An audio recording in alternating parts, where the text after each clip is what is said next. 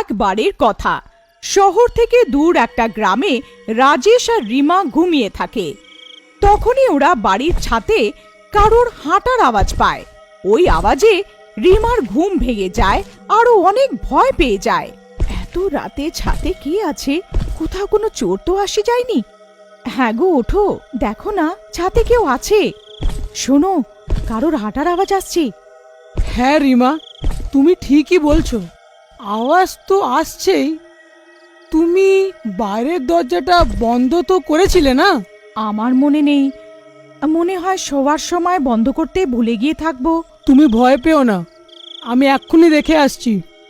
তারপর রাজেশ আস্তে করে বাইরে মেন গেটটা দেখতে যায়। আরে, মেন গেটটা তো বন্ধ আছে, তাহলে ছাদে কে আছে? আরে আরে, মরে গেলাম রে! তারপর ও ভয় পেয়ে যায় আর ভয়ের চোটে ঘরের ভেতরে ঢুকে পড়ে। হ্যাঁ গো, কি হয়েছে? তুমি এত ভয় পেয়ে আছো কেন? আরে রিমা, মেন গেট তো বন্ধ আছে, তাহলে কেউ ছাদে কি করে চড়তে পারে? আমার মনে হয় এটা কোনো চোর নয়, এটা সেই যার ব্যাপারে গ্রামে গল্প ছড়িয়ে আছে। হ্যাঁ হ্যাঁ গো, তোমার মাথা তো খারাপ হয়ে যায়নি? ঠাকুরের নাম নাও। হ্যাঁ রিমা, আমি সত্যি কথা বলছি। গ্রামে একটা গল্প ছড়িয়ে আছে যে একটা ডাইনি আছে যে বাড়ির ছাদে আসে আর তৃতীয়তম দিন বাড়ির লোকেদের মুন্ডু কেটে নিজের সাথে নিয়ে চলে যায়। আরে মরে গেলাম রে! তোকে আমাদের সাথে ওই হতচ্ছাড়ি আত্মা ঘুরে বেড়াচ্ছে। হে ভগবান, এখন আমরা কি করি? রিমা, তাড়াতাড়ি যাও আর বাড়ির সব আলো নিভিয়ে দাও, কোথাও জানতে না পেরে যায় যে বাড়িতে কেউ আছে। হ্যাঁ। তারপর রিমা বাড়ির সব আলো বন্ধ করে দেয় আর ওরা দুজনে একটা কম্বলের মধ্যে লুকিয়ে পড়ে। ওই ডাইনি রাত ভোর ওদের ছাদে এদিক ওদিক ঘুরতে থাকে। তারপর সকাল হওয়ার পর রাজেশ গ্রামের লোকেদের এই ব্যাপারটা বলে। ভাই, এই ঘটনা তো বেড়েই চলেছে। রাজেশ ভাই, এক কাজ করো, আজ রাতে ছাদে মাটি ঢেলে দাও। যদি কেউ ছাদে আসবে, তোর পায়ের ছাপ ওতে নিশ্চয়ই পড়বে। এতে জানা পড়ে যাবে যে কেউ ছাদে আসে বা এটা কোনো ঢপের কথা। তারপর রাত হওয়ার আগে রাজেশ ছাদে মাটি ঢেলে দেয়। মধ্যরাতে রাজেশ আর রিমা ঘুমোতে থাকে। তখনই ওরা কারোর গর্জনের আওয়াজ পায়। ভয়ের চোটে ওদের ঘুম ভেঙে যায়। হ্যাঁ গো, দেখো, ছাদ থেকে কারোর গর্জনের আওয়াজ আসছে। মনে হচ্ছে কেউ বাঁদর হবে। না গো, এটা কোনো বাঁদরের আওয়াজ হতে পারে না। এটা অনেক ভয়ানক আওয়াজ। হ্যাঁ গো, তৃতীয় দিন হয়ে গেল আর এই হতচ্ছাড়ি আত্মা আমাদের ছাতেই ঘুরছে। হ্যাঁ গো, গ্রামের লোকেরা মানে যে তৃতীয় দিন ও মাথা কেটে নিজের সাথে নিয়ে যায় গো। এখন কি হবে? আরে তুমি কান্না বন্ধ করো, আগে এটা সত্যি তো জানা যাক যে ছাদে কোনো ডাইনি আছে না কোনো জঙ্গলি জানোয়ার। হ্যাঁ। তারপর রাত ভোর ওদের ছাদে কারোর হাঁটার বা গর্জনের আওয়াজ আসে। সকাল হওয়ার পর রাজেশ আর রিমা বাড়ির ছাদে যায় তো ওরা চোখকে বিশ্বাস করতে পারে না। ওদের ছাদে বড় বড় পায়ের চিহ্ন থাকে আর সেটা উল্টো থাকে। আরে মরে গেলাম রে, এইটা তো উল্টো পায়ের চিহ্ন রে বাবা। তার মানে এই ডাইনির গল্প নয়, সত্যি। আমাকে আমাকে এক্ষুনি গ্রামের লোককে এই ব্যাপারে বলতেই হবে। তারপর রাজেশ দৌড়ে যায় আর কিছু গ্রামের লোকেদের নিজের সাথে নিয়ে আসে। গ্রামের লোকেরা উল্টো পায়ের চিহ্ন দেখে ভয় পেয়ে যায়।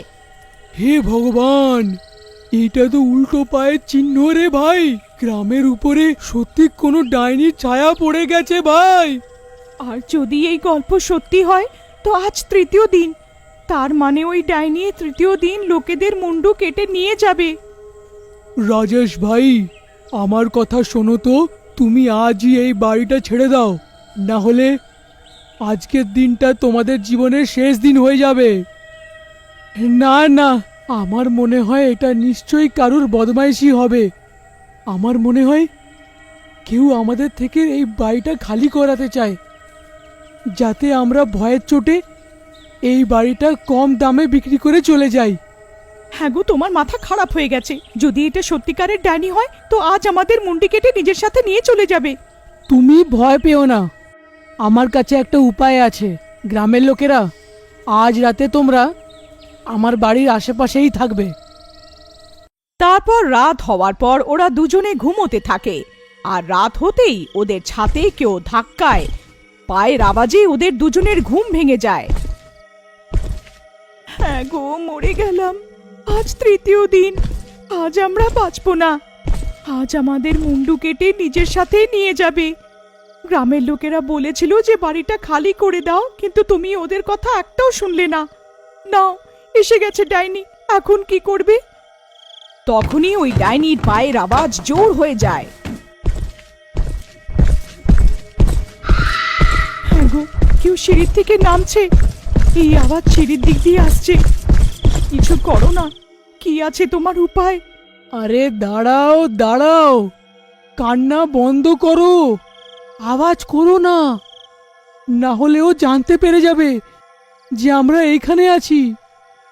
তারপর রাজেশ অন্য ঘরে যায় আর ওইখান থেকে দুটো পুতুল নিয়ে আসে আর বিছানায় রেখে দেয় আর ওদের উপর চাদর দিয়ে দেয় আর সব আলো বন্ধ করে দেয়। চলো রিমা, এখন আমাদের লুকোতে হবে, চলো তাড়াতাড়ি করো। তারপর ওরা দুজন বিছানার তলায় লুকিয়ে পড়ে। তারপর দরজায় আওয়াজ হয়।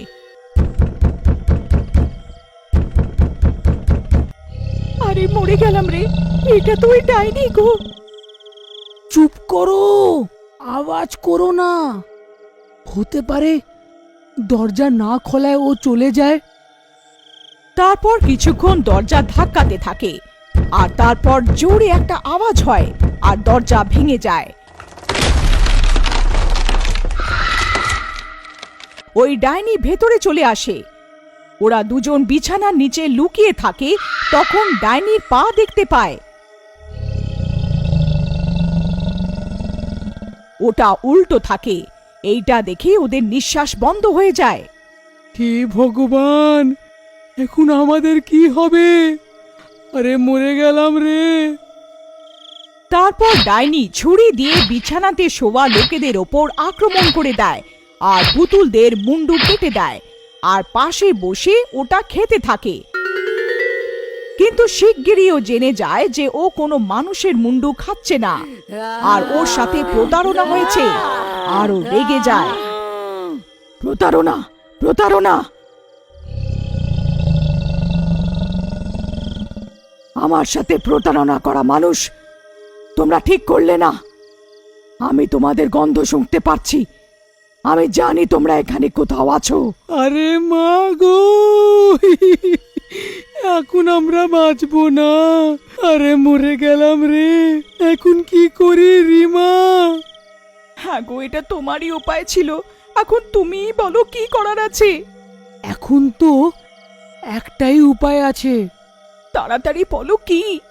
পালাও, যত জোরে পালাতে পারবে পালাও। এতটা বলে রাজেশ ওখান থেকে পালিয়ে যার আর ওই ডাইনিটার নজর ওদের উপরে পড়ে। আরে হতচ্ছাড়া, দাঁড়িয়ে যা, আমাকে একলা ছেড়ে কোথায় পালাচ্ছিস? তারপর রিমাও ওদের পেছন পেছন বাড়ির থেকে বেরিয়ে যায় আর ওরা বাড়ির মেইন দরজা বাইরে থেকে বন্ধ করে দেয়। আরে গ্রামের লোকেরা তাড়াতাড়ি এসো, আমাদের খুব দরকার তোমাদের। তখনই গ্রামের লোকেরা হাতে মশাল নিয়ে ওইখানে পৌঁছে যায়। ডাইনি জানলা দিয়ে সবকিছু দেখতে থাকে। ভাই, ওই ডাইনি ঘরের ভিতরেই আছে, আমাদের কিচ্ছু একটা করতেই হবে। যদি ও বাইরে চলে আসে তো অঘটন হয়ে যাবে। জানলাতে ডাইনিকে দেখে সবার চোখ বিশ্বাস হতে পারে না।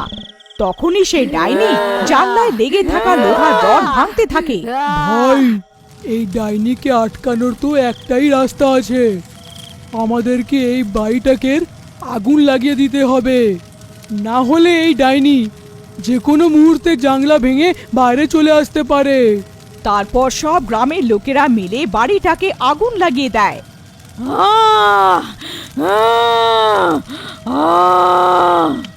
আর ওই ডাইনি ওই বাড়ির সাথে পুড়ে ছাই হয়ে যায়। আমরা তো বাড়ি ছাড়া হয়ে গেলাম। তুমি ঘাবড়িও না, এখন আমরা সবাই গ্রামের লোকেরা মিলে তোমার বাড়ি আবার করে বানিয়ে দেবো। তারপর সব গ্রামের লোকেরা মিলে ওদের বাড়ি আবার